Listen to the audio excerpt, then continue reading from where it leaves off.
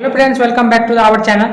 मैं आज आपको बताने जा रहा हूँ वो है आपका इंग्लिश का पोर्शन। आपको पता है कि आपके मणिपाल में एग्जाम्स में एंट्रांस में 10 क्वेश्चंस आने वाले हैं इंग्लिश के, और आप उसमें देखेंगे कि आपको उसमें नोटिफिकेशन में साफ साफ मेंशन किया हुआ है कि आपको कुछ ज़्यादा भास्ट इंग्लिश वहाँ पूछाने जा रहा है। क्लियरली वहाँ पे मेंशन किया गया है कि आपको जो इंग्लिश पूछे जाने वाले वो बहुत बहुत लो लेवल का इंग्लिश होगा, तो आप उसको ज़्यादा टाइम वेस्ट करने से कोई फायदा है नहीं। उसी टाइम को अगर आप किसी और सब्जेक्ट में देंगे तो आपको ज़्यादा प्रॉफिट होगा। तो हम उसी के रिगार्डिंग हमें सिद्धार्थ के कहने पे मैंने इस वीडियो को बनाने के बारे में सोचा, और उन्होंने बोला कि 4 से 5 दिन में कैसे कोई भी अपना इंग्लिश को कवर कर सकता है, उसके रिगार्डिंग ये वीडियो आया। ठीक है, इसमें मैं क्या करूँगा, आपके जितने टॉपिक्स है उसको कवर करूँगा, और उससे रिलेटेड कैसे क्वेश्चन आ रहे हैं मणिपाल में प्रीवियस ईयर, उसको अगर बस आप देख लीजिए। बस 4 से 5 वीडियो आएंगे इसके रिगार्डिंग, लगातार आएंगे, तो हमारे चैनल पर लगातार बने रहे और सारे वीडियो को देखें। उसमें वन वर्ड सब्स्टिट्यूशन हो, एंटोनिम साइनोस हो, कहाँ से आएंगे भैया इडियम फ्रेज, बहुत क्लियरली बहुत ईजी वे में आपको समझाया जाएगा। ठीक है, जैसा कि आपको ये फर्स्ट वीडियो में ही पता चल जाएगा कि हम लोग कैसे बात करने वाले। कुछ भास्ट इंग्लिश पढ़ने की जरूरत नहीं, क्योंकि क्लियरली आपको जब मेंशन कर दिया गया है कि ज़्यादा भास्ट इंग्लिश आने वाला है, तो आप उसको मेहनत करके कोई फायदा है नहीं। तो चलिए, तो हम लोग स्टार्ट करते हैं अपना वीडियो। देखिए, आज हम लोग करने वाले सब्जेक्ट वर्ब एग्रीमेंट, जिसका आपके टॉपिक में जिसका नाम देके दिया हुआ है सब्जेक्ट कोडिंग। ठीक है, सब्जेक्ट कोडिंग यही है, सब्जेक्ट वर्ब एग्रीमेंट के नाम से ही फेमस है, इसको सिंटैक्स भी बोलते हैं। ठीक है, इसमें सबसे पहले स्टार्ट करते हैं। इसमें क्या होता है कि सब्जेक्ट के हिसाब से आपको लगाना होता है कि वर्ब कैसा होगा, सिंगुलर होगा प्लूरल होगा, यही है और कुछ नहीं। सब्जेक्ट वर्ब एग्रीमेंट में यही आता है कि सब्जेक्ट के हिसाब से वर्ब कैसा होगा, सिंगुलर या प्लूरल। देखिए, इसीलिए सबसे पहले हम लोग स्टार्टिंग रूल, बेसिक रूल मैं आपको वही पता होगा कि भैया अगर सब्जेक्ट सिंगुलर रहता है तो वर्ब कैसा लगता है, सिंगुलर ही लगता है। अगर सब्जेक्ट प्लूरल होता है तो वर्ब भी प्लूरल होता है। तो इतना आसान क्वेश्चन भी तो बिल्कुल भी नहीं आने वाला, थोड़ा सा टफ आएगा, उतना ज़्यादा भी नहीं है। ठीक है, तो सबसे पहले हम लोग पेयरिंग वर्ड, ये सबसे ज़्यादा क्वेश्चन आता है आपको मणिपाल में। मैंने प्रीवियस से एनालाइज किया तो पेयरिंग वर्ड से आपका ज़्यादा क्वेश्चन था।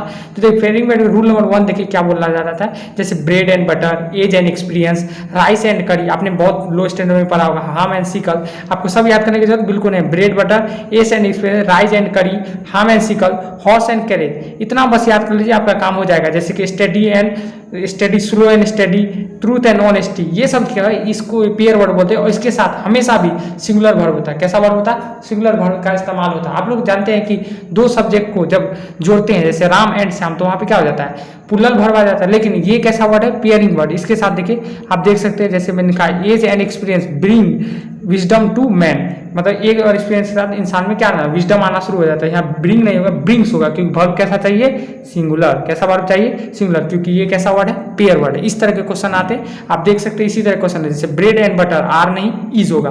पहला आप क्वेश्चन आप समझ लेंगे, इस तरह का टॉपिक आता है। दूसरा रूल की तरफ चलते हैं जो आपके लिए इंपॉर्टेंट है। सेकेंड रूल क्या है, सेकेंड क्या आता है कि आपके लिए है कि ये वाला रूल, ये भी बहुत इंपॉर्टेंट है। 2 से 3 क्वेश्चन मैंने देखे पिछले 2-3 साल में इतने क्वेश्चन, और ज़्यादा पीछे भी पूछा गया है। इसमें क्या होता है कि आर्टिकल का यूज है, आर्टिकल के इस्तेमाल से आपसे सब्जेक्ट वर्ब को रिलेट करने की कोशिश करता है। यहाँ पे क्या लिखा मैंने, देखिए, आर्टिकल, प्रोनाउन या फिर कोई भी पॉजेसिव एडजेक्टिव, उसके बाद नाउन आए, उसके बाद एंड से जुड़े, उसके बाद आर्टिकल, फिर आर्टिकल आ जाए, तो उसके मतलब क्या होता है कि वहाँ पे आपको प्लूरल वर्ब इस्तेमाल करना है। कैसा वर्ब इस्तेमाल करना है, जैसे कि एग्जाम्पल सबसे अच्छा आपको समझाने के लिए होगा। जैसे देखिए, the principal and the chief guest has come, has नहीं होगा, हैव होगा, क्योंकि यहाँ द प्रिंसिपल एंड द, जब दोनों जगह पे आर्टिकल हो, जैसे दोनों पर्सन के आगे आर्टिकल दिया हुआ रहा, तो इसका मतलब है कि वो दोनों पर्सन अलग अलग है। तो उस केस में वर्ब कैसा हो जाता है, प्लूरल वर्ब आ जाता है। यानी the principal and the chief guest, has नहीं हैव होगा यहाँ पे, क्योंकि प्रिंसिपल अलग आदमी है और चीफ गेस्ट अलग आदमी है। इसमें कंफ्यूजन सबसे ज्यादा आपको तब होता है जब इसके आगे एक के आगे आर्टिकल देता है, एक के आगे आर्टिकल नहीं होता है। इसी का दूसरा रूप देखते हैं। इसका दूसरा रूप क्या है, द प्रिंसिपल एंड, यहाँ पे देखिए, यहाँ पे द था चीफ गेस्ट के आगे, यहाँ पे चीफ गेस्ट के आगे द नहीं है, तो इसका मतलब प्रिंसिपल भी एक ही आदमी है और चीफ गेस्ट भी उसी को बना के भेजा गया है। तो इस केस में आपको हैज इस्तेमाल करना, हैव का इस्तेमाल बिल्कुल नहीं करना। आपको समझ में आ गया होगा ये कॉन्सेप्ट क्या है भैया, कि दोनों, यहाँ पे दोनों नाउन, ये नाउन है ये भी नाउन, दोनों नाउन के आगे अगर आर्टिकल लगाओ तो प्लूरल वर्ब, और सिर्फ एक नाउन के आगे आर्टिकल लगाओ, दूसरे नाउन के आगे आर्टिकल नहीं हो, तो एक ही पर्सन है, तो वहाँ पे सिंगुलर वर्ब का इस्तेमाल करना है। इससे ज़्यादा आपको कुछ बिल्कुल भी नहीं सोचना है। ठीक है, आपके जैसे कि यहाँ देख सकते हैं, my friend and my brother is या फिर आर वेटिंग फॉर मी, या ये कहना है, आप ये चाह रहे हैं कि आप जो आपका दोस्त है वही आपका भाई है। यहाँ पे क्योंकि एक ब्रदर के आगे आर्टिकल नहीं लगा है, इसलिए आपका दोस्त और आपका भाई नहीं, अलग अलग पर्सन नहीं, एक ही आदमी आ रहा है, इसलिए वहाँ पे क्या लगाएंगे, इज। और यहाँ पर अगर ऐसा रहता my friend and my brother, तो वहाँ पे क्या लगाना होता है, जैसे कि आप इस क्वेश्चन में देखिए, my friend and my brother, यानी फ्रेंड अलग आदमी है और ब्रदर अलग आदमी, इसलिए यहाँ पे क्या लगा है, आर लगा है। आई होप आपको ये कॉन्सेप्ट समझ में आ गया होगा। आगे बढ़ते हैं अगला कॉन्सेप्ट जो आपके लिए सबसे ज़्यादा इंपॉर्टेंट है, वो भी जरूरी है। देखिए ये वाला कॉन्सेप्ट, ईच वाला कॉन्सेप्ट, ईच वाला कॉन्सेप्ट में बहुत सारे लोग कंफ्यूज होता है, क्योंकि ईच से बहुत सारे नाउन को जोड़ दिया जाता है, each boy and each girl, each person and each man women. तो उस केस में आपको कुछ नहीं देखना है, बस ईच देखिए और कितना भी एंड लगा के जोड़ते रहे। सिंगुलर वर्ब हमेशा कौन सा वर्ब, सिंगुलर वर्ब। कौन सा वर्ब का इस्तेमाल करना है, सिंगुलर। एग्जाम्पल देखिए, मैंने ज़्यादा कोशिश की है कि आपको क्वेश्चन कैसा था वो इस पर ज़्यादा फोकस करना है। Each boy and each girl has या फिर हैव अंडरस्टूड। देखिए तो ईच से जुड़ा हुआ है, एंड से जुड़ा हुआ है, कोई दिक्कत नहीं, लेकिन सबके आगे क्या लगा हुआ है, ईच लगा हुआ है, तो आप हैज़ लगाएंगे ना कि हैव। ईच के साथ कितना भी सेंटेंस जोड़ लें, आपको हमेशा कौन सा वर्ब लगाना है भैया, सिंगुलर वर्ब लगाना। इस बात पे पूरा का पूरा आपका फोकस होना चाहिए, ठीक है। आगे समझते हैं आपके लिए इंपॉर्टेंट रूल। और ये रूल है मैनी वाला। आप लोगों ने सुना होगा कि जब भी मैनी, जैसे मैनी पर्सन, हैज़ या हैव होता है, आप सब जगह हैव लगाते हैं। ये क्वेश्चन आते ही आते हैं, लेकिन इससे एक क्वेश्चन एक लेवल अप करके बस एक इजी क्वेश्चन आता है, मैनी के बाद क्या लगा देता है, ए या फिर एन लगा देता है। तो आप मैनी के आगे ए या फिर एन जैसे लगे, नाउन को भी हमेशा सिंगुलर, एस का मतलब यहाँ पे सिंगुलर है, सिंगुलर करिए और उसके साथ वर्ब भी हमेशा सिंगुलर। जैसे एक क्वेश्चन देखिए, मैनी ऑफ स्टूडेंट्स, तो यहाँ स्टूडेंट्स नहीं होगा, स्टूडेंट होगा, और आर नहीं, यहाँ पर इज होगा, क्योंकि यहाँ पे क्या आ गया है, मैनी के साथ आ गया है। तो मैनी और है, तो सिर्फ आपको क्या लगाना है, सिंगुलर वर्ब और सिंगुलर नाउन दोनों। जैसे यहाँ पर सिर्फ मैं ऐसे लिखता, मैनी बॉय इज कमिंग, क्या लिखते हैं, कमिंग। तो ये बिल्कुल गलत हो जाएगा, क्योंकि मैनी है तो मैनी के बाद पुल्लर आता है, बॉयज हो जाएगा, ईच के जगह आर हो जाएगा, ईच कमिंग हुआ। लेकिन यहाँ पे भैया मैनी के साथ ए या फिर एन आ जाए, जैसे कि यहाँ के सेंटेंस हुआ, तो उस केस में आपको सिंगुलर लगाना है। क्या लगाना है, सिंगुलर। ये रूल आपको बहुत काम देगा। आप प्रीवियस ईयर देखिए, वहाँ पे आपको ये रूल दिखता है, ये मैनी और मैनी एन वाला रूल। मैनी के साथ वर्ब भी पुल्लर, वर्ब भी सिंगुलर, और यहाँ पे उसके साथ नाउन भी सिंगुलर का इस्तेमाल करें, ठीक है। ये क्वेश्चन देखिए, उसके बाद ये क्वेश्चन देखिए, ए देखते साथ आपके दिमाग में आता है ए मतलब सिंगुलर। ये आपको बिल्कुल गलती नहीं करनी। आपने बेसिक ग्रामर जरूर पढ़ा होगा बच्चों ने, लेकिन हो सकता है कि बहुत दिन इससे दूर रहे तो भूल गए होंगे, कोई बात नहीं। ए के साथ अगर ए लगा हुआ है तो बहुत सारे लोग तुरंत सोचते हैं सिंगुलर लगाओ, सिंगुलर लगाओ। बिल्कुल नहीं करना आपको। ए large number of, A number of, a great number of, A number of जब भी रहे उसके साथ नाउन भी पुल्लर लगाइए और वर्ब भी हमेशा पुल्लर। ए देखिएगा तो पुल्लर, और द देखिएगा तो सिंगुलर। यहाँ देखिए, जैसे कि ये रूल देख ले, मैं आपको बताता हूँ। यहाँ पे देखिए, a number of people has नहीं, have come for the protest, मतलब a number of people, a number of people रहेगा तो यहाँ पे हैज़ नहीं लगेगा, हैव लगेगा, ए नंबर ऑफ रहे तब, ठीक है। और इसी के जगह भैया अगर द नंबर ऑफ आ गया तो नाउन तो पुल्लर हो ही होगा, लेकिन वर्ब हमेशा सिंगुलर। जैसे the number of students in the school have interested in this year, तो हैव नहीं होगा, हैज़ होगा। क्या हो जाएगा, द नंबर ऑफ के साथ सिंगुलर, और a number of, a large number of के साथ हमेशा पुल्लर। कौन सा वर्ब लगेगा, a number of, a large number of हम के साथ हमेशा पुल्लर, और द नंबर के साथ हमेशा सिंगुलर। आप इसको ये नोट्स आपको मिल जाएगा, ताकि जल्दी से आप 2 से 3 मिनट में रिवाइज कर सके हर टॉपिक को। तो आप इसके लिए निश्चिंत रहें, और मैं आपको बहुत अच्छे से डिजाइन किया हुआ नोट्स है जो आपको हमेशा काम देगा।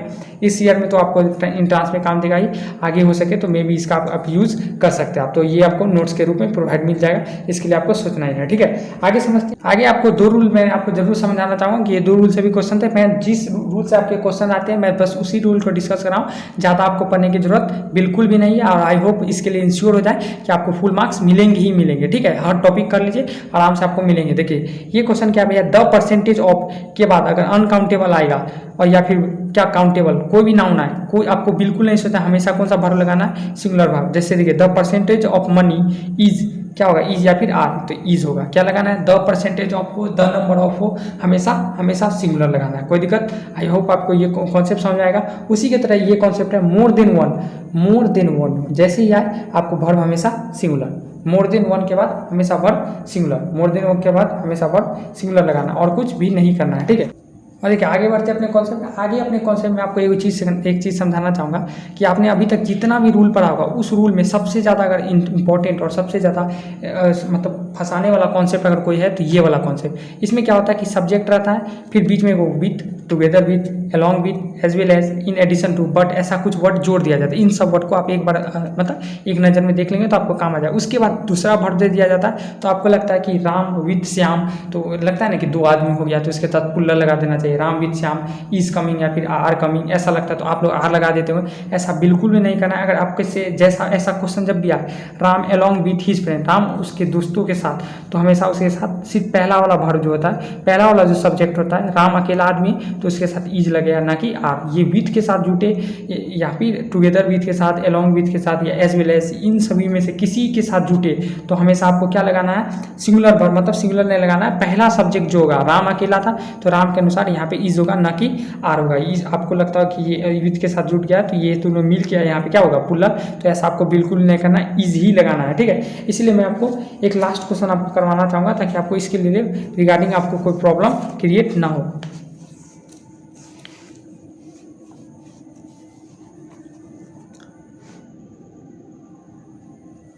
ठीक है, चलिए तो आगे बढ़ते हैं। उसी के कॉन्सेप्ट पे एक और कॉन्सेप्ट है। देखिए यहाँ पे क्या होता है था कि इस केस में सब्जेक्ट बीच में कुछ और चीज़ से जुड़ जाता था और आप हमेशा क्या करते हैं, पहले फर्स्ट सब्जेक्ट यहाँ पे लिखा हुआ है साहब, फर्स्ट सब्जेक्ट के अनुसार आप क्या लिखते थे, उसका वर्ब सिंगुलर। अगर फर्स्ट सब्जेक्ट यहाँ पे ढेर सारा आदमी है तो पुल्लर, और सिर्फ एक आदमी है तो सिंगुलर होता था, ठीक है। उसी की तरह आता है एदर और, neither nor, not only but also वाला केस में भी सेम केस हो जाता है। इसमें क्या करना रहता है, उस केस में क्या था, पहले सब्जेक्ट के अनुसार, और इस केस में क्या किया जाता है, जो सब्जेक्ट सबसे नजदीक है वर्ब के, सब वर्ब के नजदीक जो सब्जेक्ट जाएगा उसी के अनुसार। देखिए यहाँ पे दिया हुआ है जो सबसे नजदीक है, यानी दूसरे, आइदर यू। यहाँ पे देखिए जैसे इस क्वेश्चन को देखिए आपको पूरा कॉन्सेप्ट क्लियर हो जाएगा। आइदर यू और ही हैज़ या फिर हैव स्टोलन माई पेन। अगर आप क्या करेंगे, आइदर यू और, यहाँ पे तो क्या होगा, सबसे यहाँ पे हैज़ हैव चाहिए और हैज़ में से एक ही को चुनना है और उसके नज़दीक क्या है, ही ना है, तो ही के साथ क्या लगता है, हैज़, तो हैज़ चुनेंगे ना कि हैव। एक और देखिए जैसे neither the teacher not the students, not the student is या आर। अब यहाँ पे दोनों में से किसी एक को चुना है तो देखिए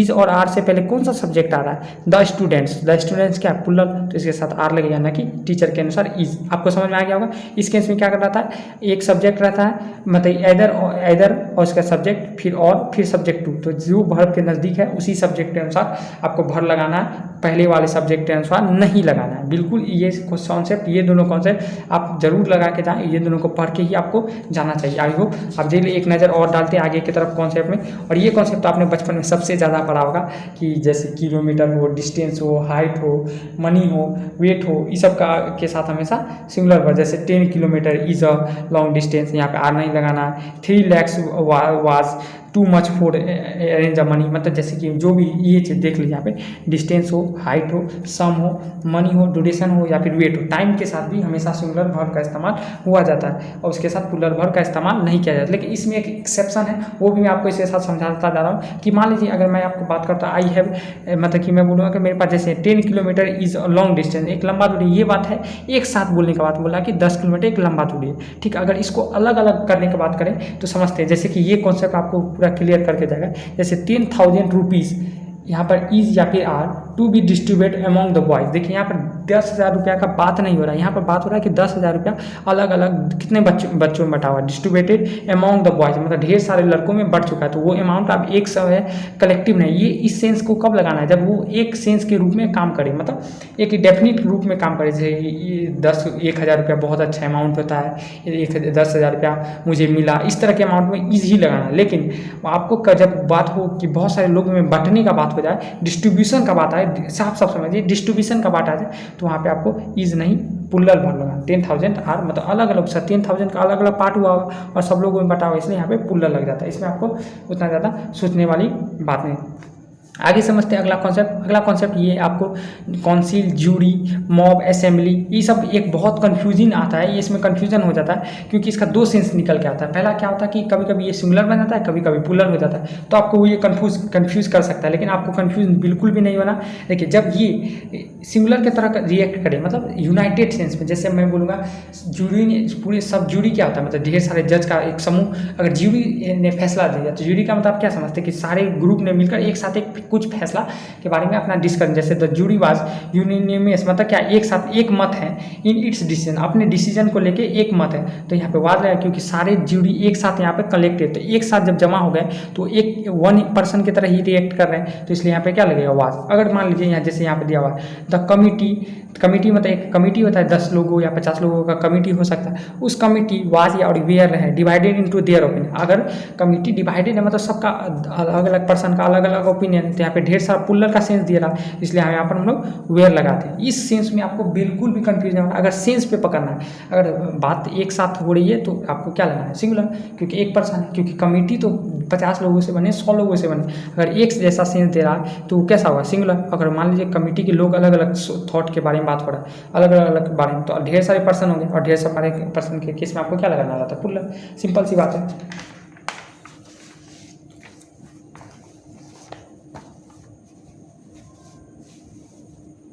उसी के रिगार्डिंग आगे बढ़ते हैं और इस केस को भी ध्यान से देखते हैं। आप एक बात ध्यान रख लीजिए, ये दोनों केस भी आपको याद रखना है कि everybody, somebody, anybody, someone, no one, किसी के साथ हमेशा वर्ब कैसा लगता है, सिंगुलर। कुछ मत सोचिए, ये देखते साथ everybody in the class was, बस वाज लगा दीजिए, काम खत्म। सिंगुलर वर्ब लगा, एवरीबडी हो, नोबडी हो, एनीबडी हो, एनीवन हो, एन के साथ हो, थिंग, एनीथिंग, समथिंग, नथिंग, सबके साथ सिंगुलर, कुछ नहीं, सिंपल सिंगुलर। क्या लगा देना है, सिंगुलर, और कुछ भी आपको नहीं लगाना है, ठीक है। उसके बाद लास्ट कॉन्सेप्ट की तरफ चलते हैं। तो लास्ट कॉन्सेप्ट हम लोग का क्या है, एक दो कॉन्सेप्ट है, वो उसको देख लेते हैं साथ में, ताकि आपका काम बिल्कुल हो जाए। एक कॉन्सेप्ट है ऑल हो, मोस्ट हो, मैनी हो, बोथ हो, फ्यू हो, इस सब के साथ हमेशा आप लोग क्या रख लेते हैं कि पुल्लर लगा देना, लेकिन इस केस में कभी कभी कन्फ्यूजन हो जाता है। अगर देखिए एक बात आप लोग श्योर हो जाए, अनकाउंटेबल के नाउन के साथ हमेशा सिंगुलर वर्ब लगता है। अनकाउंटेबल नाउन के साथ, ये आप अपने दिमाग में बैठा लीजिए, जिसको आप काउंट नहीं कर सकते उसके साथ हमेशा सिंगुलर वर्ब का इस्तेमाल होता है। तो इस केस में इस वर्ब के बाद अगर कोई भी वर्ब, पुल्लर वर्ब, हमेशा तो पुल्लर वर्ब आएगा, और पुल्लर वर्ब ही आपको हमेशा लगाना है। लेकिन अगर नाउन मान लीजिए अनकाउंटेबल नाउन आ जाए, कैसा नाउन आ जाए, अनकाउंटेबल नाउन आ जाए, तो उस केस में आपको सिंगुलर वर्ब लगाना पड़ जाता है। जैसे कि मैं समझाता हूँ, आपने सुना होगा all is well, all is well, ये तो सबसे फेमस डायलॉग है आमिर खान का। तो ऑल इज वेल, ऑल के साथ पुल्लर वहाँ तो नहीं लगा रहे, क्योंकि बात हो रही है ऑल इज, मतलब ये अनकाउंटेबल, मतलब सब कुछ ठीक है, तो वहाँ पे हम लोग सिंगुलर लगाते हैं। अगर मान लीजिए उस केस में लगा, जैसे most boys, most boys, most आ गया, मोस्ट के बाद बॉयज क्या आ गया, पुल्लर, तो वर्ब भी यहाँ पे पुल्लर है, ठीक है। जैसा अगर सेंस आएगा उसके हिसाब से आपको काम करना है, ठीक है। इस वीडियो का अब लास्ट कॉन्सेप्ट की तरफ हम लोग जाएंगे। तो लास्ट कॉन्सेप्ट के जाने से पहले हम लोग एक कॉन्सेप्ट पे जरूर बात करेंगे, जो कि मैंने इस नोट्स में मेंशन किया है इस पार्ट पे, लेकिन वो पार्ट आसान है, आप देख सकते हैं। इस पार्ट में हम लोग बात करते हैं, देखिए जब दो सब्जेक्ट एंड से जुड़ता है तो आपको पता है पुल्लर हो जाता है, राम एंड श्याम आर हो जाता है। लेकिन अगर और से जुड़े तो उस केस में आपको कुछ नहीं करना है, उस केस में आपको सेकेंड, मतलब और के बाद जो वर्ब आने वाला है वो मतलब उसके नज़दीक वाला सब्जेक्ट हो, देखिए उसके अनुसार। जैसे यहाँ पे देखिए आई और यू, तो यहाँ पे आर लगना चाहिए या फिर एन, तो आपको क्या लगाना है, देखिए और के नज़दीक कौन है, यू, और यू के नज़दीक के यहाँ पे जो वर्ब लगने वाला है उसके अनुसार यहाँ पे मैंने आर को मेंशन किया। जैसे कृष्णा और ही सिस्टर्स, देखिए कृष्णा और ही सिस्टर, तो ही सिस्टर के बाद भी यहाँ वर्ब इस्तेमाल हो रहा है, तो वाज कृष्ण नहीं आएगा, क्योंकि ही सिस्टर्स पुल्लर है, तो यहाँ पे वेयर आता है। और वाला कॉन्सेप्ट भी आप याद रखिएगा, ठीक है। और के साथ भैया क्या लगता है, जो नज़दीक में आता है उसके अनुसार, ठीक है। और आज के लास्ट कॉन्सेप्ट की तरफ समझते हैं। ये कॉन्सेप्ट बहुत अच्छा है और आपको बहुत काम आने वाला है, ठीक है। जैसे जितना भी सब्जेक्ट है, जैसे इकोनॉमिक्स, मैथ हो, स्टैटिक्स हो, अगर उसको हम लोग सब्जेक्ट की तरह ट्रीट करते हैं, कैसे ट्रीट करते हैं, एज अ सब्जेक्ट, कि जैसे economics is a good subject या फिर economics is are good subject, तो इकोनॉमिक्स इज लगाना है, क्योंकि जब उसको सब्जेक्ट की तरह ट्रीट करेंगे तो हमेशा सिंगुलर, ठीक है। कैसा देखेंगे, एज अ सब्जेक्ट देखेंगे तो हमेशा सिंगुलर। लेकिन अगर उसको हम लोग उसके दूसरे पॉइंट ऑफ व्यू के जैसे देखेंगे, जैसे इकोनॉमिक कंडीशन, स्टैटिक्स को डाटा की तरह देखें, और मैथ को जैसे कि हिज मैथमेटिकल कैलकुलेशन, इज या फिर आर गुड होगा, क्या होगा, आर गुड होगा, क्योंकि यहाँ पर बात सब्जेक्ट की नहीं हो रही, ये बात हो रही है कि उसका कैलकुलेशन अच्छा है, इसलिए वहाँ पर पुल्लर होगा, ठीक है। तो इसको पहचानेंगे कैसे भैया, सिर्फ अगर नॉर्मल तरीका से दिया हुआ तो समझना है कि वो सब्जेक्ट है, तो हमेशा सिंगुलर, और उसके साथ माई, हीज, हर, या फिर जैसे his economics, his book, his politics, ऐसा रहेगा तो हमेशा पुल्लर लगाना है, ठीक है। आपको इसमें ज़्यादा सोचना ही नहीं भैया। अगर सब्जेक्ट की तरह रहेगा तो इज, जैसे यहाँ पर अगर हम लिखते हैं मैथमेटिक्स इज या फिर आर गुड सब्जेक्ट, ठीक है। और दूसरा लगाते हैं हम लोग हिज मैथमेटिक्स